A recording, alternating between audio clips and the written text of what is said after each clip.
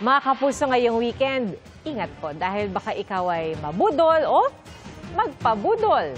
Pero hindi po budol na scam ha, kundi yung budol na impulse buy. Nalito rin ba kayo, kapuso, sa salitang ginagamit na natin? Aba, bago na pala ang kahulugan. Pag-usapan po natin yan sa Pagtutok ni Dano Tingkungko. Budol, awit, wagwag, walwal. Ang tagal na ng mga salitang yan, pero bakit tila nabago na ang kahulugan sa iba? Awit. Awit kanta? Dati yon. Ano yung sabihin ngayon? Aray. Aray? Oo.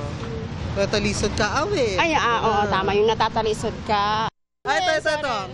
Budol. Budol, yung napupudol ka na, yung parang nabudol na i-scam ka, ganun ba yun siya? Dati yun. Dati yun. Ano yung sabihin niya ngayon? Hindi ko na rin alam yung sabihin na yun.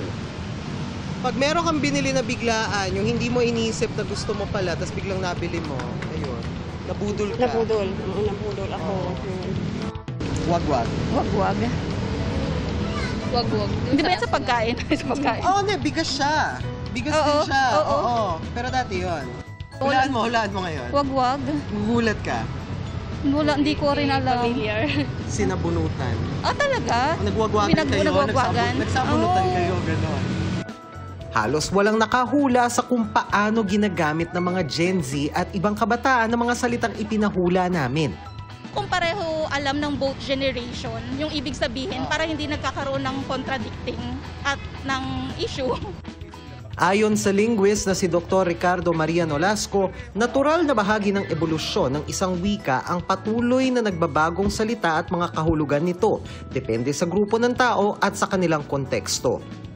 May futility of resistance eh. Maski anong gawin mo, mag-e-evolve at mag-e-evolve yung mga groups, mga social groups na yan ng kani-kanilang vocabulary. Okay? So yung mga magnanakaw, meron silang argot. O bakit kailangan magkaroon ng argot? Kasi kailangan nilang maligtas dun sa kamay ng batas. Okay? Pag yung mga pulis, alam kung paano yung linggo niya, hindi sila makakatago. Wala rin daw maaaring makapagsabi kung tama o mali ang naging pagbabago ng salita o wika. Hindi natin pwedeng hatulan yan.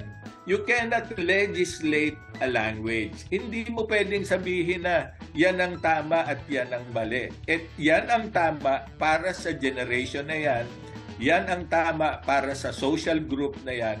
Yan ang tama para sa kanila. Kanilang identities.